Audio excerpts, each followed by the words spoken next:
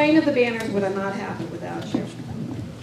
They went on display in Legislative Hall May 3rd of 2008 with Major General Frank Battle as our Master of Ceremonies and Senator Tom Carper, our keynote speaker. Senator Biden, now Vice President of the United States of America, was unable to attend, but sent a very capable replacement from his staff with Sharonda Taylor, who is also a combat veteran. Remarks by all were very moving. Following the service, I remember a lady climbing the steps of Legislative Hall.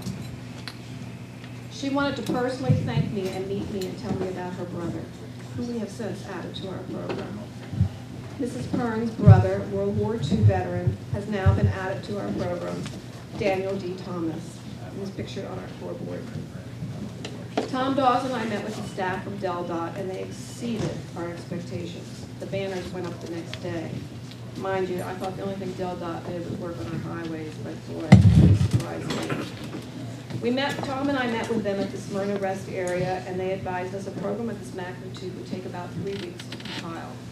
Tom and I looked at each other. They could tell that wasn't what we wanted to hear. It wasn't resonating well. Then they said, 2 weeks?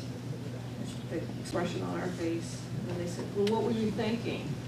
And we looked at each other. Yesterday? We met the next day. Tom drove back down to the Smyrna Rest area, and the banners went up the very next day. Now, not only did the banners go up, there was a very moving service with Major General Vadala, former Governor Ruth Ann Minner, Tom Dawes, our Gold Star, myself, the Mayor Gold Star President of the Delaware Mothers, Polly Anderson. We returned the banners to Dover around Liberty Bell Plaza at the request of our legislators. August 1st to September 3rd, they were on display at Rehoboth Beach, just in time for the vacation travelers to reflect upon the sacrifices made for them to enjoy their holiday. This was the vision of our President, Tom Dawes. The staff of the city of Rehoboth moved us by their constant feedback from the tourists.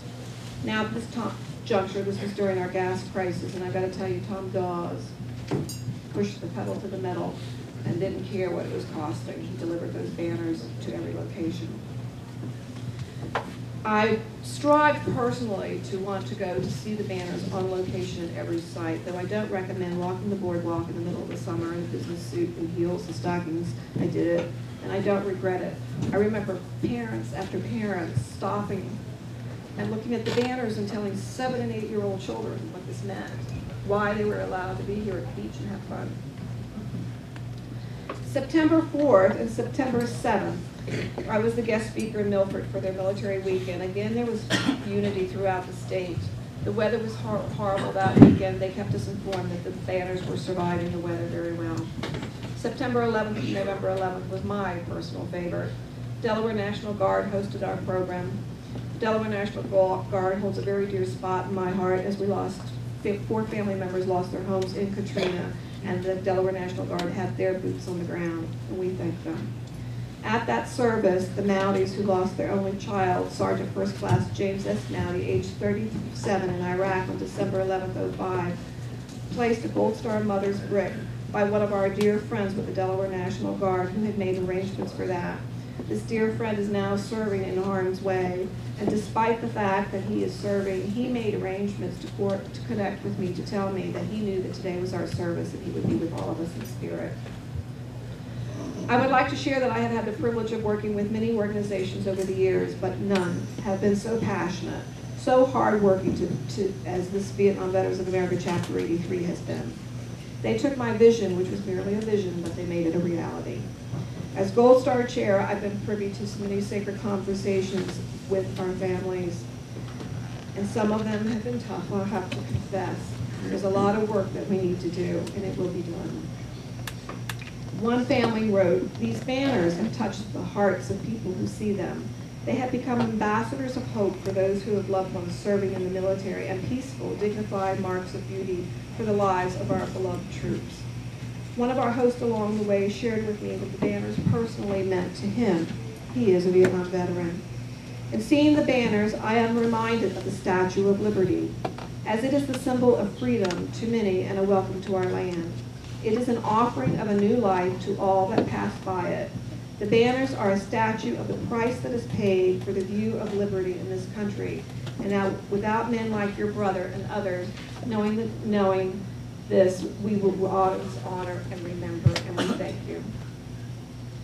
From the onset, we promised the banners to the family. However, we were later, after we had designated our date for today's events, we were approached by the Delaware Military Heritage Museum Education Foundation that is striving to renovate Fort DuPont, and we in Delaware really need to put our attention onto this project because I believe we're one of the only states that doesn't have a military museum. Most of you may know that the Fort Sam Houston Library on November 14, 2006 was renamed the Keith A. Campbell Memorial Library in memory of my brother. The Legion of Valor, just a little point of clarification here. My maiden name was Campbell. I married a Campbell. No West Virginia jokes because my husband's from West Virginia. The Legion of Valor, of which I'm proud to say I am their first lifetime associate member, worked with the Garrison Command at historic Fort Sam Houston for the renaming of the library. With this being said, I personally know firsthand the importance of restoring and preserving our buildings for generations to come. I encourage all of you to be participant in this ongoing effort. Lieutenant Colonel Connolly, I know you're present. Would you please stand so people can at least recognize who you are? I hope during lunch you have the opportunity to talk to him and learn more about this program.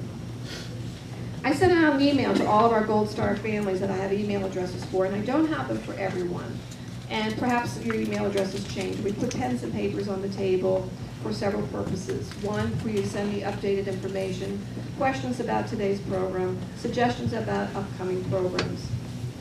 Our chapter vowed that along the way, as long as our name is affiliated with it, we would never put a price tag or cost to these families for anything that we did because we feel strongly they've already paid the ultimate price. However, we also saw the importance of having the banners have a permanent location. With this being said, we have hearts as big as a mountain, big as an ocean, but not the pocketbook to go with it. So I just simply sent out an email to the Gold Star families asking what they thought of having the banners on a permanent display. I didn't ask for money, just asked their permission if they wanted them on a permanent display.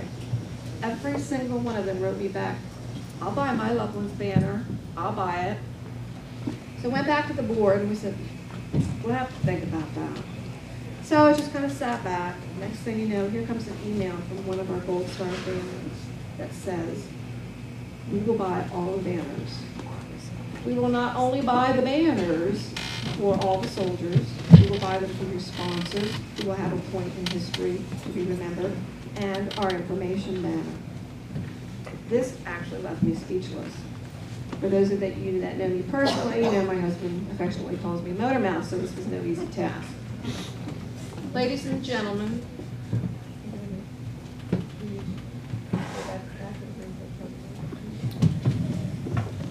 we have a special presentation that we would like to make at this time.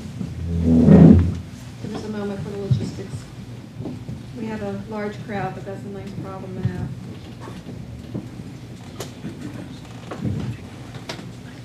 At this time, I'd like the parents of Elizabeth Lonkey to make their way back to where Tom Dawes is standing.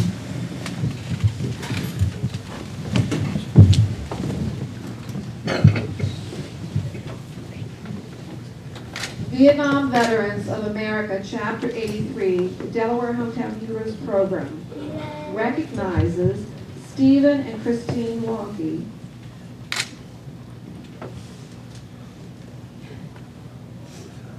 parents of SRA Elizabeth A. Lonkey,